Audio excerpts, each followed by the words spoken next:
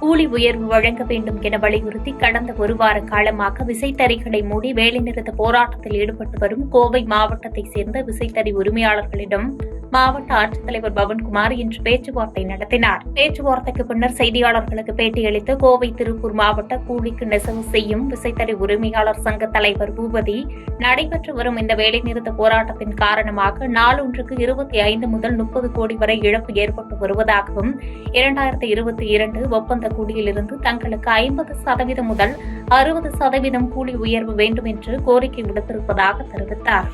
வேலை நிறுத்தம் செய்து போராட்டம் அறிவிக்கப்பட்டு இப்போ தொடர்ந்து கடந்த 7 நாட்களாக இந்த போராட்டம் நடைபெற்றுக் கொண்டிருக்கிறது. இதன் அடிப்படையில் இன்று கோவை மாவட்ட ஆட்சியர் அவர்கள் எங்களுடைய கோரிக்கைகளை வலியுறுத்த கோரி பேச்சுவார்த்தைக்கு வர அழைப்பு விடுத்திருந்தார்கள். அதன் அடிப்படையில் இன்று கோவை மாவட்ட ஆட்சியர் முன்னும் தொழிலாளர் நல கூடுதல் ஆணையர் அவர்கள் முன்னாடியும் இன்று பேச்சுவார்த்தை நடைபெற்றது.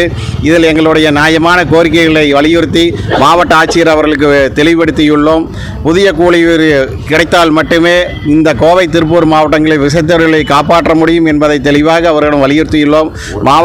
மாவட்ட ஆட்சியர் அவர்கள் எங்களுடைய கோரிக்கைகளை கனிவாக பரிசீலிப்பதாக சொல்லியுள்ளார். அதே சமயம் இன்று மதியம் 1 மணி அளவில் ஜவுளி உற்பத்தியாளர்களுக்கும் அழைப்பு விடுத்துள்ளார்.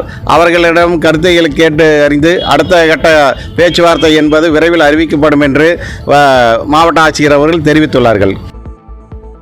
திருவண்ணாமலை மாவட்டம் ஆரணி டவுன் நகராட்சி அலுவலகம் முன்பு சேதமடைந்து காணப்படும் மின்மாற்றி கம்பங்களை மாற்றியமைக்காமல் தற்காலிகமாக சிமெண்ட் வைத்து பூசி சீரமைக்கப்பட்டுள்ளது பொதுமக்களிடையே அதிர்ச்சி ஏற்படுத்தியுள்ளது. பேராபத்து ஏற்படும் முன்பு பழுதடைந்த மின்கம்பத்தை அகற்றி புதிய மின்கம்பம் அமைத்து தர வேண்டும் என்று அப்பகுதி மக்கள் கோரிக்கை வைத்துள்ளனர். கரூர் மாவட்டம் கடவூர் ஒன்றியத்திற்குட்பட்ட கழுத்தரிக்கப்பட்டி ஊராட்சி ஒன்றிய நடுநிலைப்பள்ளி ஆண்டு விழா பள்ளியின் தலைமை ஆசிரியர் செந்தில் வடிவு தலைமையில் சிறப்பாக கொண்டாடப்பட்டது. மேலும் பள்ளியில் நடத்தப்பட்ட விளையாட்டுப் போட்டிகள், கவிதை போட்டி, பேச்சு போட்டி, ஓவிய போட்டி உள்ளிட்ட பல்வேறு போட்டிகளில் வெற்றி பெற்ற மாணவ மாணவிகளுக்கு பரிசுகள் வழங்கி பாராட்டப்பட்டன. ஈரோடு மாவட்ட ஆட்சித்தலைவர் ராஜகோபால் சுங்கராவிடம் பெருந்துறை பகுதியில் நிலவி வரும் குடிநீர் பிரச்சினைக்கு தீர்வு காண வேண்டும் என்று வலியுறுத்தி ஈரோடு திமுக மத்திய மாவட்ட பொறுப்பாளர் தோப்பு வெங்கடாச்சலம் கோரிக்கை மனு அளித்துள்ளார். பவானி தொகுதியில் அரசு கலைக்கல்லூரி அமைக்க ஏற்பாடு செய்ய வேண்டும் என்றும், பெருந்துறை பகுதியில் கழிவுநீரை வெளியிட்டு சுற்றுச்சூழலை பாதிக்க வைக்கும் தனியார் தொழிற்சாலை மீது உரிய நடவடிக்கை எடுக்க வேண்டும் என்று கேட்டுக் கொண்டனர். குடிநீர் பற்றாக்குறை ஆங்காங்கே தலை தூக்குகிறது.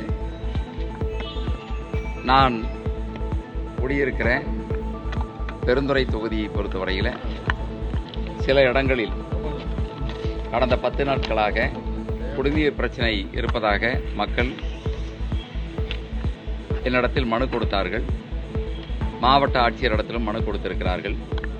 ஆகவே குடிநீர் பிரச்சனை சம்பந்தமாக ஆங்காங்கே ஏற்படுகிற பிரச்சனைகளை உடனடியாக மாவட்ட நிர்வாகம் போர்க்கால அடிப்படையில் அதை தீர்த்து மக்களுக்கு தடையில்லாத குடிநீரை தர வேண்டும் என்கிற ஒரு கோரிக்கை மனுவை மாவட்ட ஆட்சியரிடத்தில் கொடுத்திருக்கிறேன். நீலகிரி மாவட்ட தமிழக வெற்றிக் கழகத்தின் விவசாய அணி சார்பில் பல்வேறு கோரிக்கைகளை வலியுறுத்தி கழுத்தில் காய்கறி மாலை அணிந்து நூதன முறையில் கவனஈர்ப்பு ஆர்ப்பாட்டம் உதகை ஏடிசி பகுதியில் நடைபெற்றது. இந்த ஆர்ப்பாட்டத்தில் இ-பாஸ் நடைமுறையை ரத்து செய்ய வேண்டும், தரமான விதைகள் உரிய நேரத்தில் கிடைக்க வழிவகை செய்ய வேண்டும் உள்ளிட்ட 9 அம்ச கோரிக்கைகளை வலியுறுத்தினர்.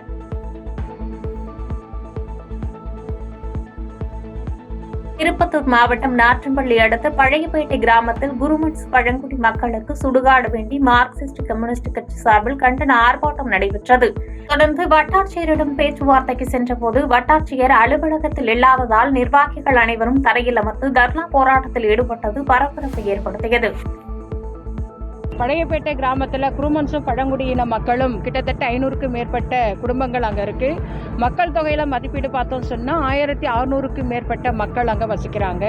அந்த மக்களின் பயன்பாட்டுக்காக ஒதுக்கப்பட்ட சுடுகாடு இன்றைக்கு வேறு ஒருவரால் ஆக்கிரமிப்பு செய்யப்பட்டு வேறு இடம் தராங்க. அது 4 கிலோமீட்டர் தூரம் இருக்குது.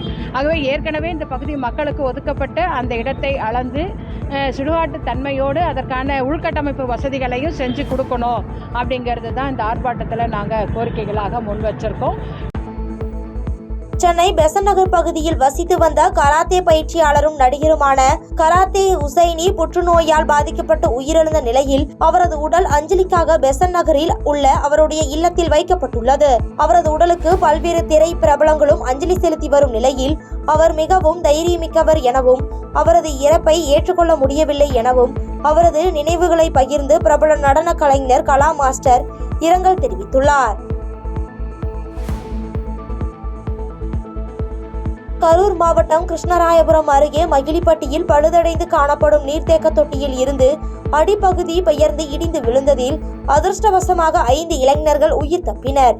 இச்சம்பவம் அப்பகுதியில் பெரும் பரபரப்பை ஏற்படுத்தியுள்ள நிலையில் பழுதடைந்துள்ள இந்த மேல்நிலை நீர்த்தேக்க தொட்டியை அகற்றிவிட்டு புதிய மேல்நிலை நீர்த்தேக்க தொட்டியை கட்டித்தர வேண்டுமென அப்பகுதி மக்கள் மாவட்ட நிர்வாகத்திற்கு கோரிக்கை விடுத்துள்ளனர். சேலம் மாவட்டம் எடப்பாடியில் உலக எய்ட்ஸ் தினத்தை முன்னிட்டு ஆட்டோ விழிப்புணர்வு பேரணி எடப்பாடி அரசு மருத்துவமனை தலைமை மருத்துவர் கோகுலகிருஷ்ணன் தலைமையில் நடைபெற்றது. இதில் எடப்பாடி காவல்துறையினர் மற்றும் சேலம் மாவட்ட அரவாணிகள் தாய் விழுதுகள் அறக்கட்டளையினர், மாணவிகள் என ஏராளமானோர் கலந்து கொண்டனர். மதுரை கோபுதூர் பகுதியில் உள்ள மின்சார வாரிய தலைமை பொறியாளர் அலுவலகம் முன்பாக தமிழ்நாடு மின்வாரிய ஊழியர்களின் மத்திய அமைப்பின் மாநில துணைத் தலைவர் ராமச்சந்திரன் தலைமையில் மாபெரும் தர்ணா போராட்டம் நடைபெற்றது. போராட்டத்தில் திமுக தேர்தல் வாக்குறுதியாக 153 படி ஒப்பந்த தொழிலாளர்களை பணி நிரந்தரம் செய்ய வேண்டும் உள்ளிட்ட கோரிக்கைகளை தமிழக அரசு உடனடியாக நிறைவேற்றாவிட்டால் அடுத்த கட்ட போராட்டமாக கோட்டையை நோக்கி சென்று போராடுவோம் என மாநில துணைத் தலைவர் ராமச்சந்திரன் செய்தியாளர்களிடம் பேட்டியளித்துள்ளார்.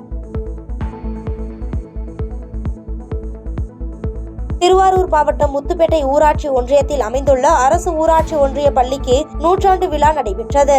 இதனை முன்னிட்டு கிராம மக்கள் பள்ளிக்கு தேவையான பல லட்சம் ரூபாய் மதிப்பிலான டிவி, மேஜை, நாற்காலி, பீரோ என பல்வேறு பொருட்களை சீராக கொடுத்து 100ஆண்டு விழாவை சிறப்பாக கொண்டாடினர். உலக புகழ்பெற்ற திருவாரூர் தியாகராஜர் கோவிலின் பங்குனி உத்திர திருவிழாவின் ஆழி தேரோட்டம் வருகின்ற ஏப்ரல் 7ஆம் தேதி வெகு விமர்சையாக கொண்டாடப்பட உள்ளது. இந்நிலையில் இதற்காக 4 டன் எடையும் 25 அடி நீளமுடைய 4 குதிரை பொம்மைகள், 500க்கும் மேற்பட்ட முட்டுக்கட்டைகள், 300 அடி நீளமுள்ள 4 வடக்கயிறுகள் என தேர் அலங்கரிக்கும் பணியில் ஊழியர்கள் தீவிரமாக ஈடுபட்டுள்ளனர். திருவள்ளூர் மாவட்டம் அத்திப்பட்டியில் உள்ள வடசென்னை அனல் மின் நிலையத்தில் 20 ஆண்டுகளுக்கு மேலாக பணியாற்றும் ஒப்பந்த தொழிலாளர்களை பணி நிரந்தரம் செய்ய வலியுறுத்தி பணியை புறக்கணித்து தர்ணா போராட்டத்தில் ஊழியர்கள் ஈடுபட்டனர். ஒப்பந்த தொழிலாளர்களை பணி நிரந்தரம் செய்ய வேண்டும் உள்ளிட்ட கோரிக்கைகளை வலியுறுத்தி முழக்கங்களை எழுப்பினர்.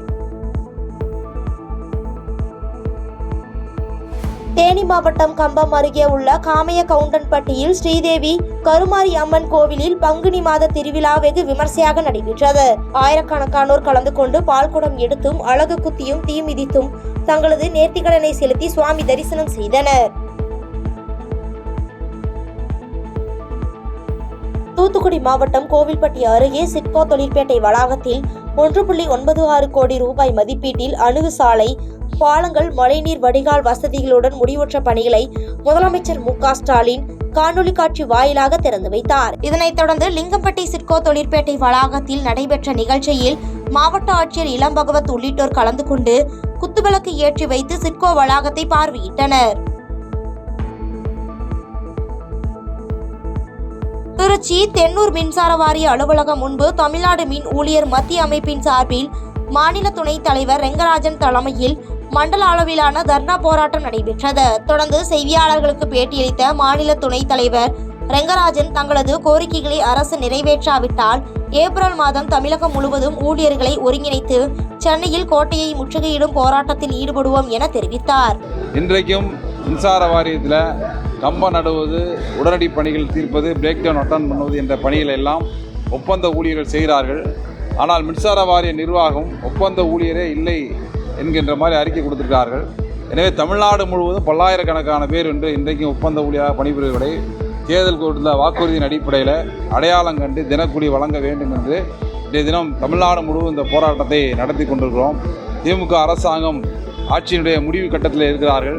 இந்த கோரிக்கை நிறைவேற்றப்படவில்லை என்று சொன்னால் ஏப்ரல் மாதம் தமிழ்நாடு முழுவதும் இதர பகுதி தொழிலாளர்களை இணைத்து கொண்டு வலுமிக்க அளவில் சென்னை கோட்டரை முற்றுகையிடு என்று தமிழ்நாடு மின் ஊழியர் மத்திய அமைப்பினுடைய மாநில நிர்வாகிகள் கூட்டத்தில் முடிவு செய்திருக்கிறோம். பாதகம் செய்பவரை கண்டால் நாம் பயம் கொள்ளலாகாது பாப்பா. மோதி மிதித்து விடு பாப்பா, அவர் முகத்தில் உமிழ்ந்து விடு பாப்பா. அண்மை செய்திகளை உடனுக்குடன் தெரிந்து கொள்ள இணைந்திருங்கள் எம் நாடு தொலைக்காட்சியுடன்.